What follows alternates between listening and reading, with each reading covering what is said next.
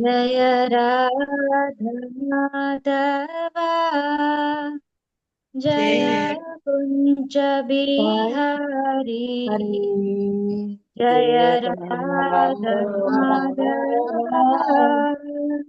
जय कुंज बिहारी जय गोपी जन वल्लभा जय गिरिवरधारी जय गोपी जन वल्लभा जय गिरिवरधारी जय गिरिवरधारी यशोदनन्दन व्रज जनरञ्जन यशोदनन्दन व्रज जनरञ्जन यमुनदीरावनचारि यमुनदीरावनचारि जय राधा माधव जय कुंज बिहारी जय राधा माधव जय कुंज बिहारी हरे कृष्ण कृष्ण कृष्ण हरे हरे हरे राम राम राम हरे हरे हरे कृष्ण कृष्ण कृष्ण हरे हरे हरे राम राम राम हरे हरे जय राधा दामोदर राधे जय राधा माधव नित गौर हरि बोल हरि बोल हरि बोल नित गौर हरि बोल कोटि वैष्णव की जय प्रभुपाद की जय गुरु महाराज की जय निताय गौर प्रेमानंदे हरि हरि बोल எல்லாருக்கும் ஹரே கிருஷ்ணா हरे कृष्णा माता जी। हरे कृष्णा माता जी। हरे कृष्णा माता हरे कृष्णा माता जी। हरे कृष्णा माता जी। हरे कृष्णा माता जी। प्रभु जी हरे कृष्णा।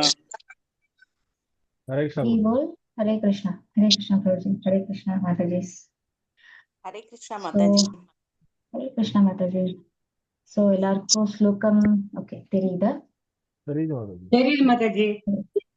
எஸ் மாதா ஜி சோ நம்ம இன்னைக்கு கிளாஸ் ஆரம்பிக்கலாம் இன்னைக்கு பகவத்கீதா 3வது அத்தியாயத்துல 20வது ஸ்லோகம் ரேணுகா மாதாஜி ரேவதி மாதாஜி ரிப்பீட் பண்ணலாமா ओके माता जी। हरे कृष्ण ओके माताजी पदम 20 कर्मणैव हि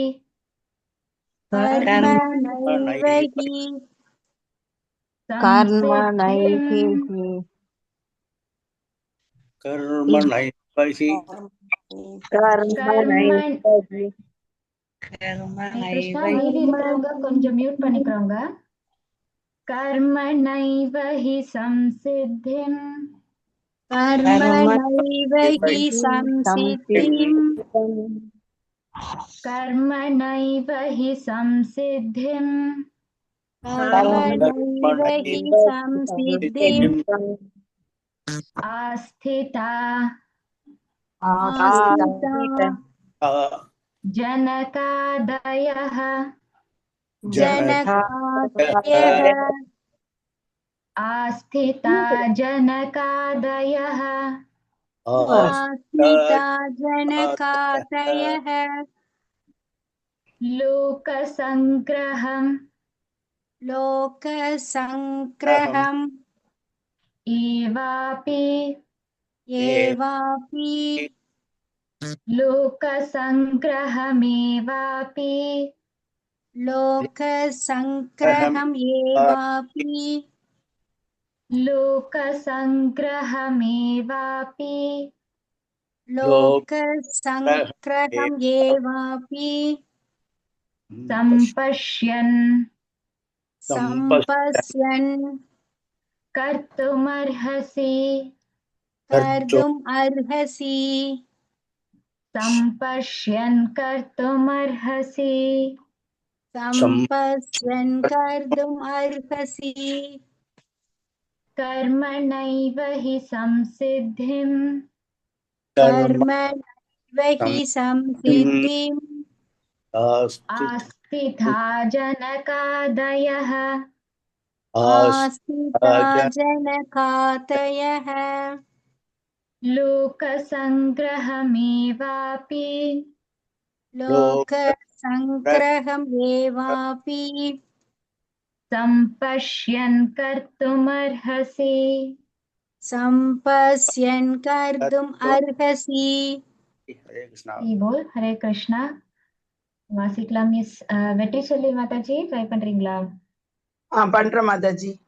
கர்மணைவ ஹி சம்சித்திம் ஆஸ்திதா ஜனகாதயः லோக சங்கிரகம் ஏவாபி சம்பஸ்யன் கர்த்தும் அர்ஹசி.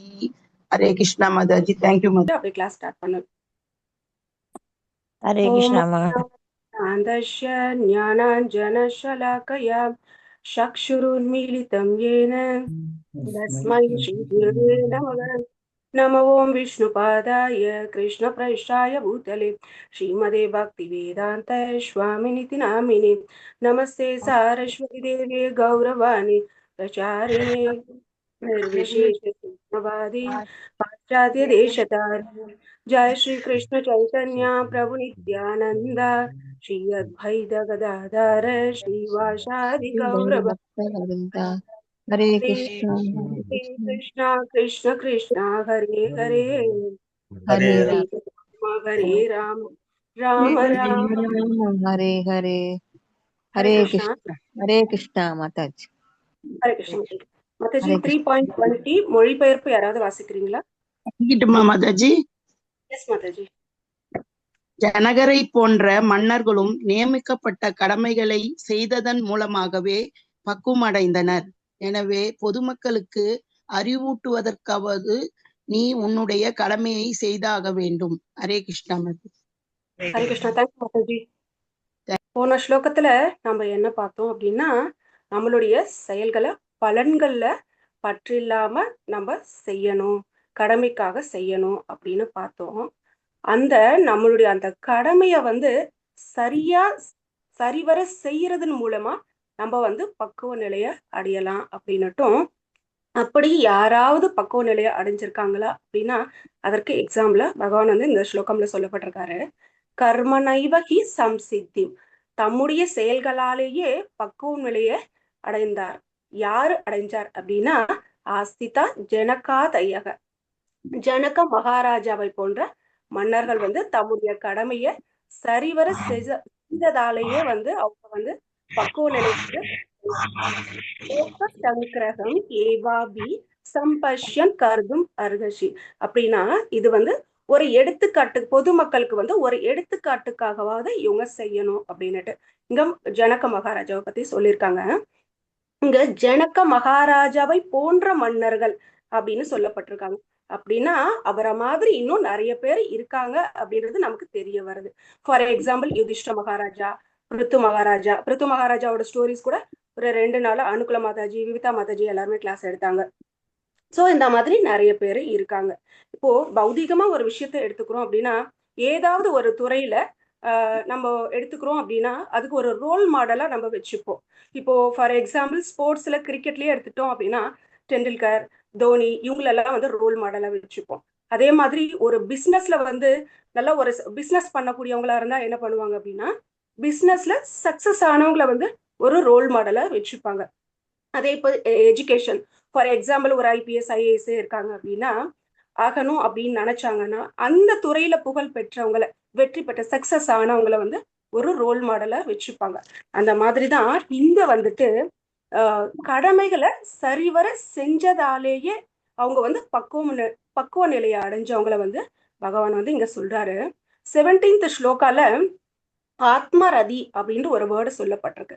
அப்படின்னா செல்ஃப் ரியலைஸ்டு பர்சன். அது வந்து ஆன்மீகத்துல முன்னேறியவங்களை தான் அவங்க சொல்லுவாங்க. அவங்க எப்படி இருப்பாங்க, அவங்க குணநலன் எப்படி இருக்கும் அப்படின்னா, தான் உடல் அல்ல ஆத்மா அப்படின்னு இருப்பாங்க. நான் பகவானுடைய பார்ட் அண்ட் பார்சல் அப்படின்னு இருப்பாங்க, அங்கங்கள் அப்படின்னு இருப்பாங்க.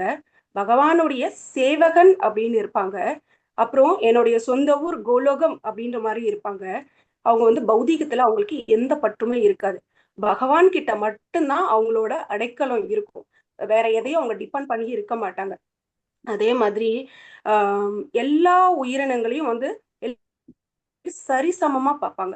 பகவான உள்ளும் வெளியமும் வந்து பகவானை வந்து அவங்க பார்ப்பாங்க. இந்த மாதிரி இருக்கக்கூடிய அந்த தன்னை உணர்ந்த ஆத்மாக்களுக்கு வந்து எந்த கடமையும் கிடையாது. பகவானுக்கு செய்யக்கூடிய சேவையை தவிர வேற எந்த கடமையும் அவங்களுக்கு கிடையாது. ஆனாலும் அவங்கள வந்து கடமையை செய்ய சொல்றாங்க பகவான். ஏன் அப்படின்னா, நீங்க வந்து அடுத்தவங்களுக்கு எடுத்துக்காட்டா இருக்கணும் அப்படின்றதுக்காக கடமையை வந்து செய்ய சொல்லி பகவான் சொல்றாரு. இப்போ ஃபார் எக்ஸாம்பிள் இது எப்படி நம்ம புரிஞ்சுக்கலாம் அப்படின்னா, ஒரு பொண்ணு மேரேஜ் ஆயிட்டு ஹஸ்பண்ட் வீட்டுக்கு போறாங்கன்னு வச்சுக்கோங்களேன். அப்ப வந்துட்டு அந்த மாமியார் என்ன பண்ணுவாங்க அப்படின்னா, அவங்களுக்கு பெருசா ஒண்ணும் செய்யணும்ன்ற அவசியம் இல்லை. பிகாஸ் மருமக வந்துடுறாங்க. ஆனாலும் அவங்க வேலையை இழுத்து போட்டு செய்வாங்க. ஏன் அப்படின்னா, இந்த வீட்டுல இதுதான் வழக்கம், இது எல்லாம் நம்ம ஃபாலோ பண்ணணும் அப்படின்றத எல்லாம் சொல்லி புரிய வைக்காம தான் செஞ்சு அதை அவங்க மருமகளுக்கு புரிய வைப்பாங்க.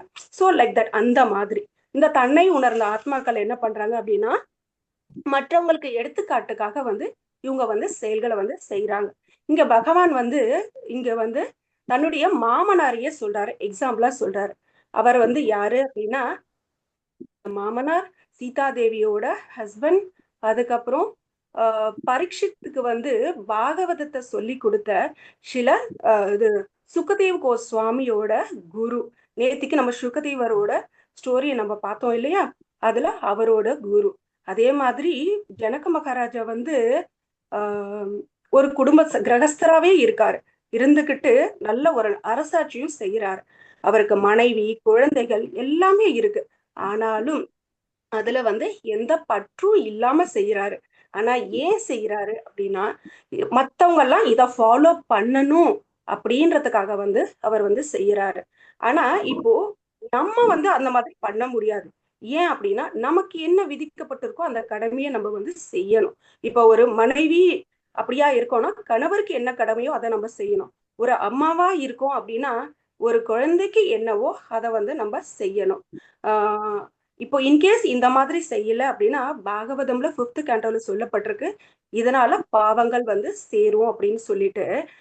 நம்ம கூட கொஞ்சம் பக்தியில வரும்போது நம்ம கூட கடமைகள் எல்லாம் விட்டுடலாம், நம்ம தான் பக்தி பண்றோமே அப்படின்ற ஒரு தாட் வரும். அதுக்கு பகவான் வந்து எந்த ஸ்லோகம்னா, பாகவதம் 11.20.9ல வந்து சொல்லப்பட்டிருக்கு, நீ வந்து எது வரைக்கும் உன்னுடைய கர்மால திருப்தி அடையலையோ, அப்புறம் எது வரைக்கும் என்னுடைய கதை முதலிய அந்த பக்தி தொண்டுல உனக்கு வந்து அந்த ஸ்ரத்த திடமான நம்பிக்கை வரலையோ, அது வரைக்கும் வேதங்கள்ல சொல்லப்பட்ட நம்மளுடைய கடமைய நம்ம செய்யணும் அப்படின்னு சொல்லப்பட்டிருக்கு. அப்படி செய்யப்படல அப்படின்னா அவங்கள வந்து வைஷ்ணவராவே ஏத்துக்கப்பட மாட்டாங்க அப்படின்னு பகவானே சொல்லப்பட்டிருக்கார். சோ அதனால நமக்கு விதிக்கப்பட்ட கடமையை வந்து நம்ம செய்யணும்.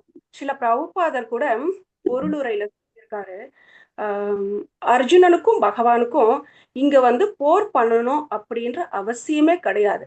ஆனாலும் போர் பண்றாங்க.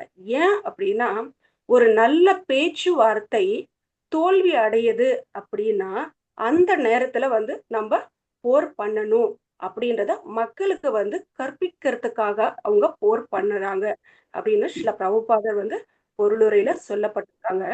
அதே மாதிரி அவர் என்ன சொல்ல வர்றாரு பிரபுபாதர் பொருளுரையிலனா, கிருஷ்ண உணர்வுல நிலை பெற்றவங்களுக்கு பௌதிகத்துல வந்து ஆசையே கிடையாது.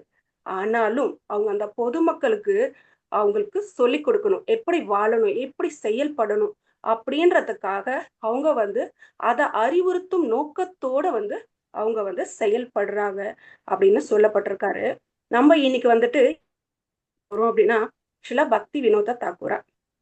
அவர் யாரு அப்படின்னா அவர் வந்து கிருஷ்ண உணர்வுல நிலை பெற்றவர். நம்மளோட இஸ்கான் ஸ்தாபகாச்சாரியா ஸ்ரீல பிரபுபாதரோட குரு ஸ்ரீல பக்தி சித்தாந்த சரஸ்வதி தாக்கூரோட அப்பா. இவர் வந்துட்டு இப்போ 1838 செப்டம்பர் 2 பீர் நகர் அப்படி அது நவதீப்புக்கு பக்கத்துல இருக்கு. அவர் அங்க தோன்றுறாரு. அவருக்கு வந்துட்டு கிட்டத்தட்ட 12 மொழிகள்ல வந்து அவருக்கு வந்து பேசவும் தெரியும், எழுதவும் தெரியும். அதே மாதிரி அவர் வந்துட்டு ஒரு கிரகஸ்தரா இருந்து பக்திய பண்றாரு. கிருஷ்ண உணர்வுல நிலை பெற்றவர் இவர். இவரை பத்தி நம்ம கொஞ்சம் நிறைய இருக்கு, பட் இருந்தாலும் ஒரு கொஞ்சம் பார்ப்போம். இவர் வந்து ஜெகநாத பூரிக்கு அந்த அதிகாரியா பிரிட்டிஷ் அரசால இவர் நியமிக்கப்படுறாரு. அதுக்கப்புறம் அதுக்கு முன்னாடியே வந்து ஒரு ஸ்கூலுக்கு வந்து ஹெச்எம்மாவும் வேலை பண்ணியிருக்காரு. அதுக்கப்புறம் என்ன அப்படின்னா ஒரு ஜட்ஜ் மேஜிஸ்ட்ரேட்டா வந்து இவர் இருந்திருக்காரு. அப்படி இருந்து இவர் வந்து பக்தியை பண்றாரு. இவரோட ஸ்கெடியூல் எப்படி இருக்கும் அப்படின்னா ரொம்ப ஹரே கிருஷ்ணா. இவரோட ஸ்கெடியூல் எப்படி இருக்குன்னா இருக்குமா, இதுல என்னன்னா முகுந்த மாலை இல்ல முகுந்த ஸ்தோத்திரத்துல குலசேகர ஆழ்வார் வந்து பாடியிருக்காரு. அதுல ஒரு 2 லைன் என்ன அப்படின்னா, நம்ம சோம்பேறித்தனத்தை துறந்தாலே பகவான இருதயத்துல வந்து நம்ம ஈஸியா ரொம்ப எளிமையா தியானிச்சிடலாம் அப்படின்னு வந்து அவர் சொல்லியிருக்காரு. அந்த மாதிரி பக்தி வினோத தாக்கூரா வந்து அவர் நைட்டு டெய்லியும் எப்ப தூங்க போவாருன்னா 8 to 10க்கு தூங்க போவாராம். அதே மாதிரி அந்த 10ல இருந்து காலையில 4 மணி வரைக்கும் அவர் என்ன பண்ணுவாரு அப்படின்னு சொன்னா நிறைய ஆன்மீக புத்தகங்களை எழுதுவாரு. அவருக்கு கிட்டத்தட்ட 100கணக்கான புக்குங்களை வந்து வெளியிட்டிருக்காரு. அதே மாதிரி 4 to 4:30 வந்து என்ன பண்ணுவாருன்னா ஒரு அரை மணி நேரம் தூங்குவாராம். அதுக்கப்புறம் அந்த 4:30 to 7 வந்து ஜெபம் பண்ணுவாராம். ஒரு நாளைக்கு 25 இல்லது 36 மாலை பண்ணுவாராம். அதே அவருக்கு அலுவலகம் லீவா இருந்தது அப்படின்னா 120 மாலை பண்ணுவாராம். அதே மாதிரி காலையில 8 மணிக்கு அவர் மறுபடியும் என்ன பண்ணுவார் அப்படின்னா அந்த புக்குகளை வந்து படிப்பாராம். அதுக்கப்புறம் 9 மணிக்கு கோர்ட்டு ஜட்ஜு இல்லையா, கடைசியா அவர் வந்து கோர்ட்டுக்கு போவாராம். மற்ற நீதிபதிகள் எல்லாம் ஒரு 2-3 மாசமா முடிக்கிற அந்த கேஸ 1 மணி நேரம் 2 மணி நேரத்துல 30-40 கேஸ் அவர் முடிச்சு விடுவாராம். ஸோ அந்த அளவுக்கு அவருக்கு வந்து எம்பவர்மெண்ட் இருக்கு இல்லை பக்தி வினோத தாக்கூராவுக்கு. அதே மாதிரி ஆஃப்டர்நூன் வந்து ஒரு கொஞ்ச நேரம் ரெஸ்ட் எடுப்பாரு. மீதியும் அந்த படிச்சதை வந்து அதையே அவர் வந்து ரொம்ப ஆழ்ந்து யோசிச்சுட்டு இருப்பாரு. எவ்ரிடே ஈவினிங் வந்து பிரச்சாரம் பண்ண போவாராம். ஸோ ஒரு நாளைக்கு 24 மணி நேரத்துல 2 மணி நேரம் 3 மணி நேரம் தான் அவர் தூங்குவாராம். இப்ப நம்ம யோசிப்போம், எப்படி இந்த 2-3 மணி நேரம் தூங்கிட்டு எப்படி டெய்லி ரொட்டீன் பண்ண முடியும் அப்படின்ற ஒரு தாட் நம்ம எல்லாருக்குமே இருக்கும்.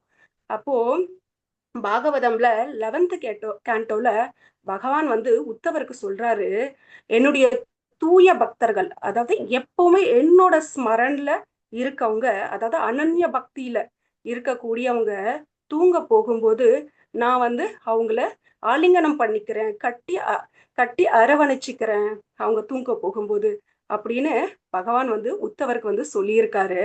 அதனால ஒரு தூய பக்தர்கள் வந்து அரை மணி நேரம் தூங்கினா கூட போதுமா, மறுபடியும் பகவானுடைய சக்தியால அவங்க புத்துணர்ச்சியா எழுந்திருப்பாங்களாம். ஸோ அந்த மாதிரிதான் இங்க வந்து பக்தி வினோத தாக்கூராவும் வந்து இருக்காரு. அதே மாதிரி அவர் இருந்த பீரியட்ல வந்து என்ன அப்படின்னா போலீஸ் சாமியார்கள் வந்து இந்த துர்மரணம் அடைஞ்சிருக்காங்க இல்லையா, அந்த ஆத்மாக்களை வச்சுட்டு அடுத்தவங்க மேல ஏவி விட்டுக்கிட்டு ஸோ இந்த மாதிரி எல்லாம் பண்ணிட்டு இருக்காங்க. இந்த மாதிரி ஒரு மரத்துல எல்லாம் வச்சிருக்கவுடனே எல்லா பொதுமக்களும் வந்து கம்ப்ளைண்ட் பண்றாங்க, இவர்கிட்ட வந்து சொல்றாங்க. அதுக்கு இவர் என்ன சொல்றாரு அப்படின்னா, என் மேல நம்பிக்கை இருந்தா நான் சொல்றது செய்வீங்களா அப்படின்னு வந்து கேட்கிறாராம். அதுக்கு வந்து அவங்க சொல்லாங்க, சரி கேட்கிறோம் அப்படின்ட்டு. அப்போ பாகவதம் 2-3 நாள் விடாம தொடர்ந்து ஒருத்தர் மாத்தி ஒருத்தர் அந்த மரத்துக்கிட்ட போய் உட்காந்து படியுங்க அப்படின்னு சொன்ன உடனே அதுல அந்த துர்மரணம் அடைஞ்ச அந்த எல்லா ஆத்மாக்கள் அங்க இருக்கு இல்லையா, எல்லாத்துக்குமே ஒரு நற்கதி அடைஞ்சு எல்லாமே போயிட்டாங்களாம். இது வந்து அவர் ஹெச்எம்மா இருந்த பீரியட்ல, ஹெட் மாஸ்டரா இருந்த பீரியட்ல இது நடந்த விஷயம். அப்புறம் இவர் வந்து ஜட்ஜா இருந்தார் இல்லையா, அப்போ மேஜிஸ்ட்ரேட்டா இருக்கும்போது அந்த பிஸ்கி சேனா அப்படின்னு ஒரு மந்திரவாதி. அந்த மந்திரவாதி வந்து என்னன்னா, நான் தான் ஜெகநாதர் அப்படின்னு சொல்லிக்கிட்டு இருந்தாராம். இவரோட பயத்தால எல்லாரும் அதை அக்செப்ட் பண்ணிக்கிட்டாங்களாம். ஆனா சில பக்தி வினோத தாக்கூர் என்ன பண்ணாராம் அப்படின்னா, அவரை அரெஸ்ட் பண்ணி ஜெயில போட்டாராம். அப்புறம் அதனால அவங்க பொண்ணுக்கும் வந்து ரொம்ப உடம்பு முடியாம போயிடுச்சா. 14 நாள் வந்து மூச்சு பேச்சு இல்லாம இருந்தாங்க. ஆனா நம்மளா இருந்தா என்ன பண்ணிருப்போம்? சாண்டிங்க அது அப்புறம் பார்த்துக்கலாம், என்னோட பொண்ணு தான் இம்பார்ட்டன்ட் அப்படின்னு நம்ம விட்டுட்டு போயிருப்போம். ஆனா அவர் என்ன பண்ணியிருக்காரு அப்படின்னா, அந்த 14 நாளும் அந்த குழந்தைய மடியில வச்சுக்கிட்டு பகவானோட நாமத்தை ஜபிச்சுக்கிட்டு விடாம பாகவதம் படிச்சாராம். அப்படி பண்ணும்போது அந்த குழந்தையும் வந்து சரியாயிடுச்சான். சோ அதனால கிருஷ்ணர் அவர் வந்து எப்பவும் கிருஷ்ணர் என்னை காப்பாற்றுவார் அந்த ஒரு அந்த நம்பிக்கையில 2 விஷயம் இருக்கு. ஒண்ணு வந்து இங்கிலீஷ்ல சொன்னா ஃபெய்த், இன்னொன்னு பிலீஃப். அந்த ஃபெய்த் அப்படின்றது வந்து அசைக்க முடியாத நம்பிக்கை. அது வந்து சில பக்தி வினோத தாக்கூராக்கு இருந்தது. ஆனா நமக்கு இருக்கிறது என்ன அப்படின்னா பிலீஃப். அது என்ன அப்படின்னா சூழ்நிலைக்கு தகுந்த மாதிரி நம்ம வந்து மாறிப்போம், டைல்யூட் ஆயிடுவோம் நம்மளோட பக்தி. இன்னும் அந்த அளவுக்கு தான் நம்ம இருக்கோம். ஸோ நம்ம இன்னும் அது அந்த அளவுக்கு போக முயற்சி பண்ணணும்.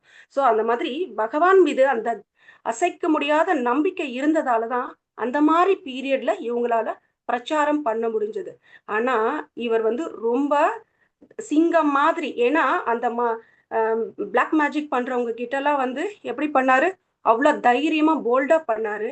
அதே மாதிரி இவருடைய இருதயம் எப்படி இருக்கும் அப்படின்னா, மென்மையா வெண்ண மாதிரி மென்மையா அவ்வளவு சாஃப்டா இருக்குமா, அவ்வளவு ஹம்பிளாவும் அவர் வந்து இருப்பாராம். அப்புறம் வந்துட்டு இவர் வந்து குரு எடுக்கிறாரு. அதுக்கு முன்னாடி இவருக்கு வந்து 10-12 குழந்தைகள். அதுல 4 பேர் சன்னியாசியா இருக்காங்களாம். அப்படின்னா அந்த அப்பா எந்த அளவுக்கு பக்தி பண்ணியிருந்தா பசங்க 4 பேரை சன்னியாசி. நம்ம ஒருத்தரா இருந்தாலே நம்ம அக்செப்ட் பண்ண மாட்டோம். பட் 4 பேர் சன்னியாசியா இருந்திருக்காங்க அந்த வீட்டுல இருந்து. அதுக்கப்புறம் விபின் பிகாரி அப்படின்றவர்கிட்ட வந்து அவர் இதை எடுத்துக்கிறாரு, தீட்சை பண்றாரு, குருவா ஏத்துக்கிறாரு அவரை. அதுக்கு இது எதுக்கு எடுத்துக்காட்டுக்காக அப்படின்னா, நம்ம எல்லாரும் குரு எடுக்கணும், நம்ம ஃபாலோ பண்ணணும் அப்படின்றதுனால அவர் வந்து குரு ஏத்துக்கிறார். ஆக்சுவலி அவருடைய கல்வியை விட அவரோட குரு வந்து கல்வியில எல்லாம் கம்மியானவர் தான். ஆனாலும் அவர்கிட்ட வந்து அவர் குரு ஏத்துக்கிறார். அதே மாதிரிதான் சில பக்தி சித்தாந்த சரஸ்வதி தாக்குராவும் அதே மாதிரிதான் தன்னை விட கல்வியில கம்மியா இருந்தவர்கிட்ட வந்து அவர் வந்து குருவா ஏத்துக்கிறாரு. அதே மாதிரி இவர் வந்து என்ன அப்படின்னா 56 வயசுல எல்லா சேவையும் முடிச்சுட்டு கடைசி 4 வருஷம் வந்து மௌனமா 22 மணி நேரம் பகவானுடைய நாமத்தை ஜபிச்சுக்கிட்டு வாரத்துக்கு 2 நாள் சாப்பிட்டுக்கிட்டு அப்படியே இருந்து கடைசியில வந்து தனிமையிலிருந்து பகவானோட திருவடியை அடையிறாங்க.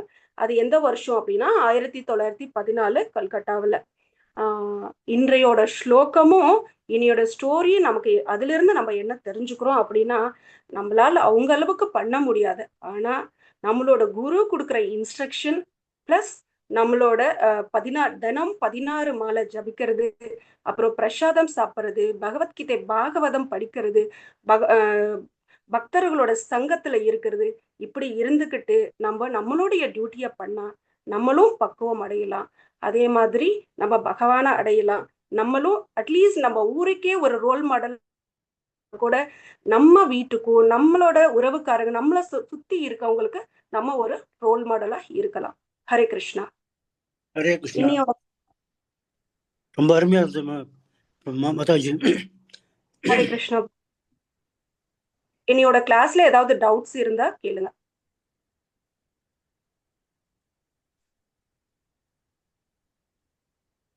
மேடம் இது நம்ம குரு வந்து ஜெகநாத பாபாஜி தானே? ஜெகநாத பாபாஜி சரியா? ஆக்சுவலி அவரை வந்து அவருக்கு பிடிச்ச குரு. ஆனா இவர் வந்து குருவா அந்த இனிஷியேஷன் வாங்கினது யார்கிட்ட அப்படின்னா விபின் பிகாரி அப்படின்றவர்கிட்ட. ஆமா, விபின் பிகாரி. ஜெகநாத பாபுஜி தானே 140 வருஷம் வாழ்ந்து தீக்ஷா குருவா அந்த மாதிரி ஒரு குருவா, அவருக்கு பிடிச்ச குருவா வந்து ஜெகநாத் பாபாஜி. அதே விருந்தாவனம் போவாராம், அடிக்கடி போவாராம். எதுக்கு அப்படின்னா பகவானை பத்திய கதைகளை கேட்கறதுக்காக ஜெகநாத் பாபாஜி கிட்ட போய் பார்த்து, எங்க இருந்து இந்த நவதீப்ல இருந்து அங்க விருந்தாவனம் போயிட்டு கிருஷ்ணரை பத்திய கதைகள் கேட்கறதுக்காக அவர் போவாராம். அவர் எப்பவுமே என்ன சொல்லுவாருன்னா, ஜெகநாத் பாபாஜியோட கருணையால அப்படின்னா அவர் வந்து நிறைய பிளேஸ்ல அவர் சொல்லுவாராம். ஹரே கிருஷ்ணா. ஹரே கிருஷ்ணா மாதாஜி. அந்த ஃபர்ஸ்ட் ஒரு மந்திரவாதி பேர் சொன்னீங்களா, அவங்க பேர் என்ன சொன்னீங்க மாதாஜி? ஃபர்ஸ்ட்ல சொன்னது வந்து போலீஸ் சாமியார் ஜஸ்ட் பிரபு. ஜஸ்ட் செகண்ட் ரெண்டா சொன்னதுதான் பிஸ்கி சேனா. பிஸ்கி சேனா. எஸ் பிரபு. அப்ப அவரை அரெஸ்ட் பண்ணப்ப அந்த யாரோட குழந்தைய மாதாஜி காப்பாத்துறதுக்கு பாகவதம் படிக்கிறது குரு பிரபுஜி? தன்னோட குழந்தைக்கு 14 நாள் ஓ, பேச்சு இவர் மூச்சு இல்லாம இவர் போயிடுது அரெஸ்ட் பிரபு. பண்ணனால அவருக்கு குழந்தைக்கு அந்த மாதிரி அஃபெக்ட் ஆயிருச்சு அவருடைய இதனால, பிளாக் அவர் மேஜிக். வந்து இந்த மாதிரி இந்த பிளாக் மேஜிக் சூன்யம். பண்ணக்கூடியவர் அவர். Okay okay. அவர் அரெஸ்ட் பண்ணனால அந்த குழந்தைய அஃபெக்ட் பண்ணுது, அதுக்காண்டி ஒரு பாகவதம் பண்ணி அந்த குழந்தையை காப்பாத்துறாரு. எஸ் ஃபர்ஸ்ட் பிரபு. வந்து அந்த மரத்துல இருந்த கோஸ்டை காப்பாத்துறதுக்காண்டி மக்களை பாகவதம் படிக்க சொல்றாங்க. அதான் ரெண்டு ஆமா, டிஃபரன்ஸ். ஏன்னா முன்னாடி இருந்த அந்த போலீஸ் சாமியார் என்ன பண்ணுவாருன்னா, இந்த ம். துர்மரணம் அடைஞ்ச அந்த ஆத்மாக்களை அடுத்தவங்க மேல ஏவி விட்டுட்டு மறுபடியும் அதை நான் ஓட்டுறேன்னு சொல்லி இந்த பணம் பறிக்கிறது இந்த பிசினஸே பண்ணிட்டு இருந்திருக்காரு. அப்புறம் அது ஒரு மரத்துல எல்லாமே தங்க வச்சு இருந்திருக்காரு. இது எல்லாமே பொதுமக்கள் வந்து இவர்கிட்ட கம்ப்ளைண்ட் பண்ணியிருக்காங்க. அதுக்காக அவர் அந்த ஸ்டெப் எடுத்தாரு.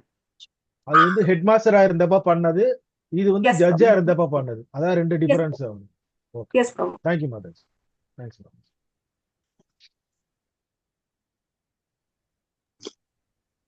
மாதாஜி எதுவும் டவுட்ஸ் இல்லைன்னா ரீகேப்புக்கு போயிடலாம். கிருஷ்ணா மாதாஜி, தண்டவத் பிரணாம் மாதாஜி. கிளாஸ் வந்து ரொம்ப நைஸா நல்லா இருந்தது மாதாஜி. நான் இன்னைக்கு ஒரு மிராக்கல் சொல்லட்டுங்களா மாதாஜி?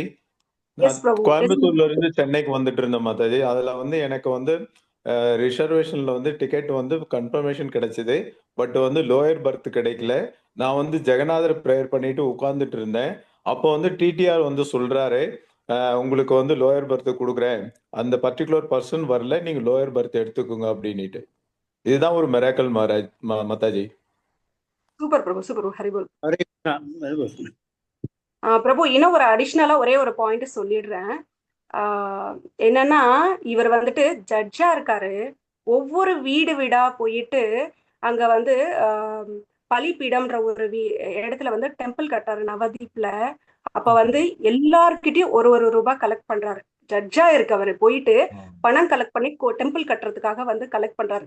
எல்லாரோட பார்ட்டிசிபேஷன் அதுல இருக்கணும் அப்படின்னு சொல்றதுக்கு, எல்லாருக்குமே பகவானோட கருணை கிடைக்கணும் அப்படின்றதுக்காக இவர் போய் வீடு வீடா வந்து பணம் கலெக்ட் பண்றாரு, ஒரு ஜட்ஜா இருக்கக்கூடியவர்.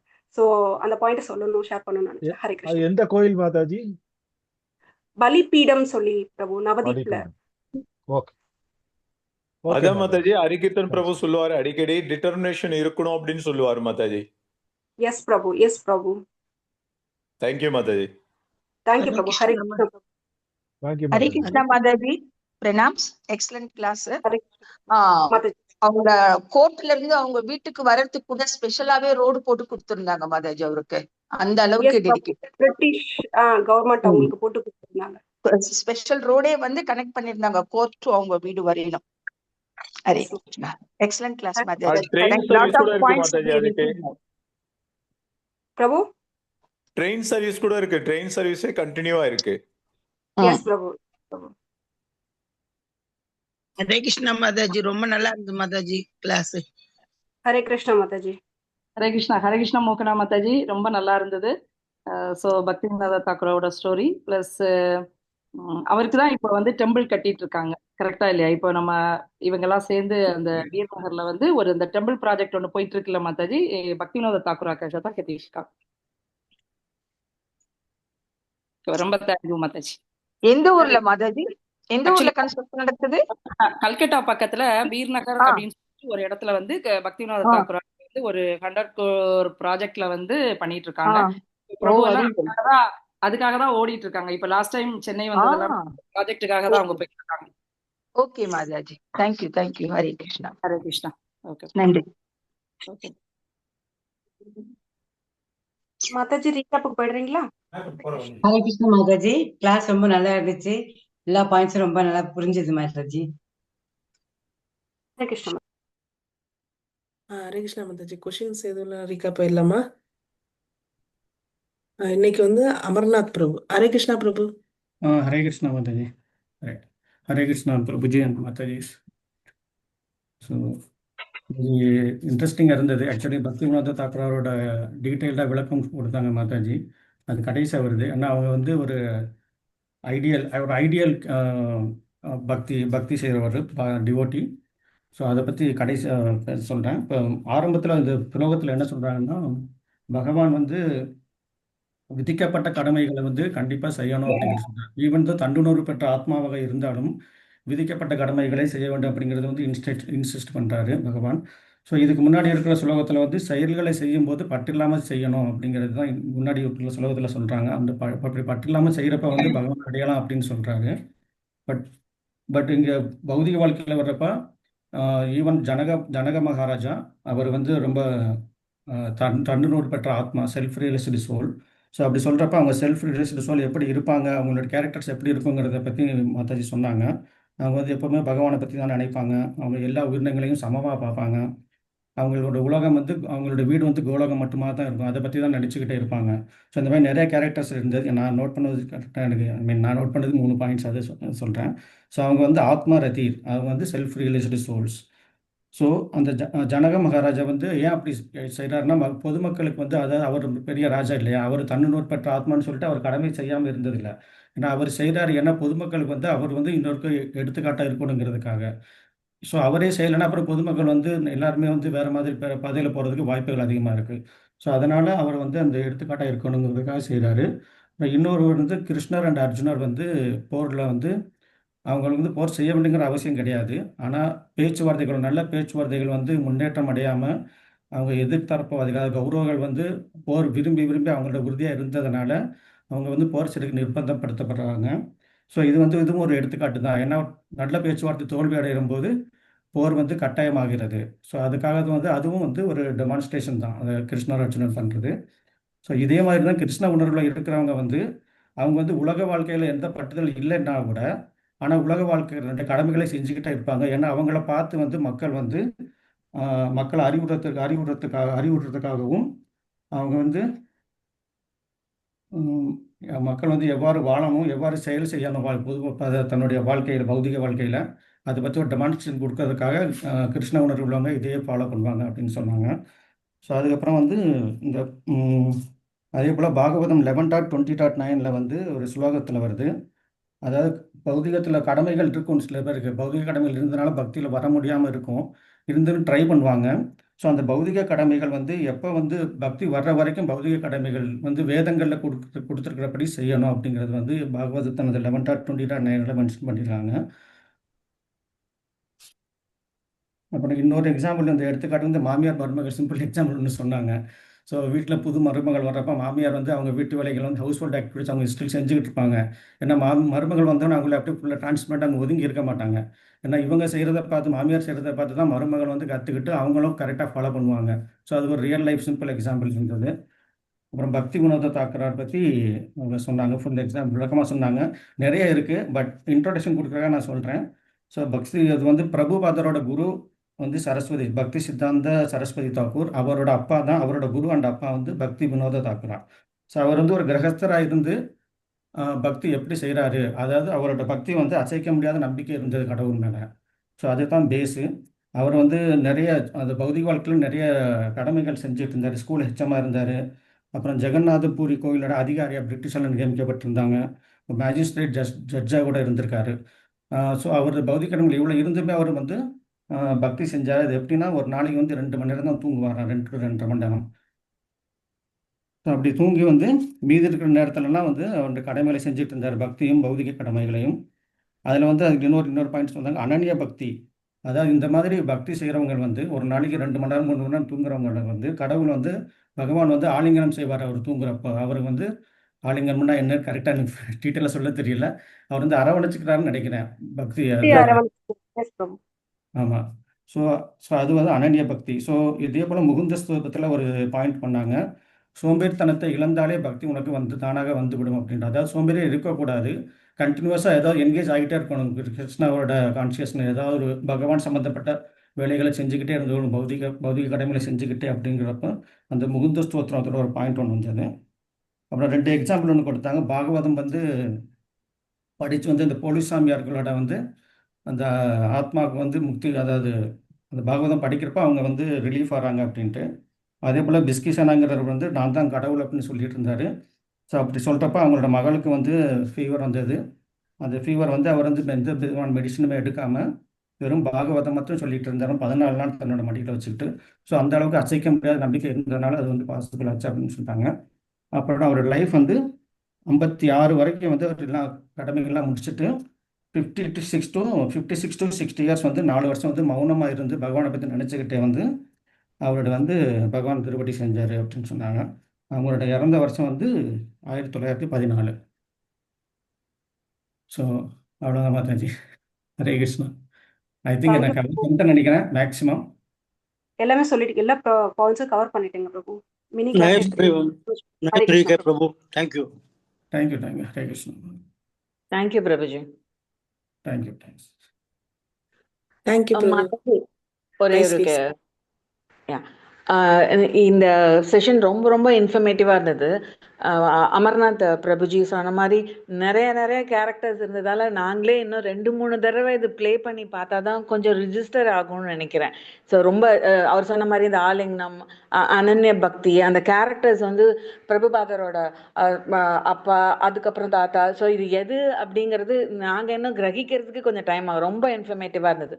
தேங்க்யூ மாதாஜி. ஹரே கிருஷ்ணா மாதாஜி.